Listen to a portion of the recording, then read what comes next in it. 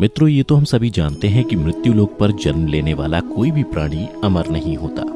अर्थात उसे एक ना एक दिन मरना ही होता है। लेकिन क्या आप जानते हैं कि मरने के बाद आत्मा का क्या होता है, या मृत्यु के 24 घंटे के बाद आत्मा अपने घर वापस क्यों आती है और वह कितने दिनों तक अपने घर में रहती है? अगर नहीं जानते तो मैं आपको बता दूं कि इन सभी सवालों का जवाब गरुड़ पुराण में विस्तार से बताया गया।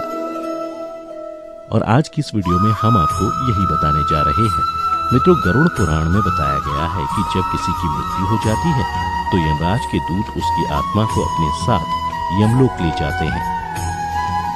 जहां उसके पुण्य और पाप कर्म का लेखा जोखा किया जाता है और फिर 24 घंटे के अंदर यमदूत उस प्राणी की आत्मा को वापस उसके घर छोड़ जाते हैं।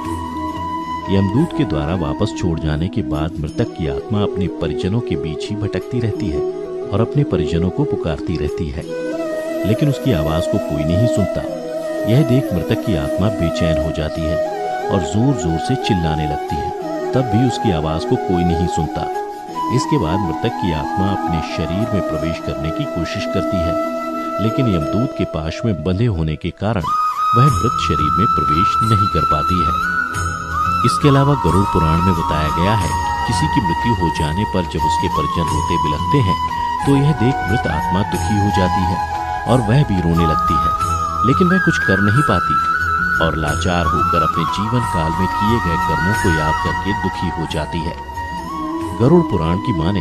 तो जब यमदूत मृतक की आत्मा को उसके परिजनों के बीच छोड़ जाते हैं तो उसके बाद उस आत्मा में इतना बल नहीं रहता कि वह यमलोक की यात्रा तय कर सके। गरुड़ पुराण के अनुसार किसी भी मनुष्य की मृत्यु के बाद जो 10 दिनों तक पिंडदान किया जाता है,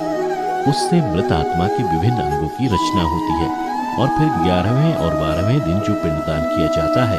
उससे मृतक की आत्मा रूपी शरीर का मांस और त्वचा का निर्माण होता है। और जब 13वें दिन 13वीं की जाती है तब मृतक के नाम से जो पिंडदान किया जाता है उससे ही वो यमलोक तक की यात्रा तय करती है।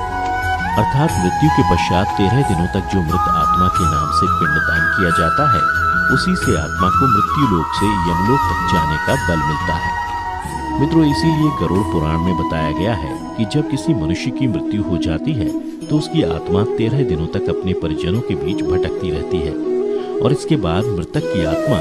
मृत्यु लोक से यमलोक के सफर पर निकल पड़ती है,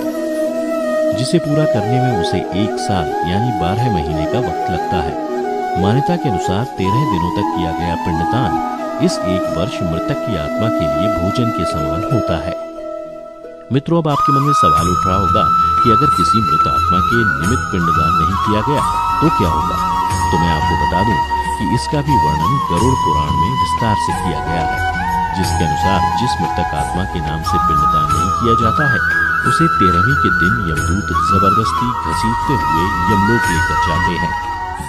जिससे मृत आत्मा को यात्रा के दौरान काफी कष्ट उठाना पड़ता है। इसलिए हिंदू धर्म में हर मृतक आत्मा के निमित्त 13 दिनों तक पिंडदान किया जाना आवश्यक बताया गया है। इन सब के अलावा गरुड़ पुराण में यह भी बताया गया है कि 13वीं के दिन मृतक के निमित्त परिजनों के द्वारा किया जाने वाला भोज कर्ज लेकर किया जाए तो मृत आत्मा को शांति नहीं मिलती। मृत आत्मा को इन बातों का बड़ा ही कष्ट होता है और मन ही मन सोचता है कि काश मैं अकेले ही ये कष्ट भोगता।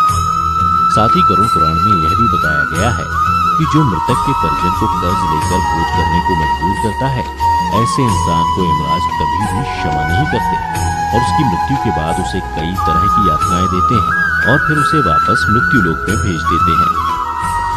साथ ही गरुड़ पुराण में यह भी बताया गया है कि जो मनुष्य जीवित रहते पुण्य कर्म करता है उसे यमदूत मृत्यु के 13 दिनों बाद अपने साथ यमलोक ले जाते हैं और ऐसी आत्मा को मृत्यु लोक से यमलोक तक जाने वाले मार्ग में किसी भी तरह का कष्ट नहीं झेलना पड़ता।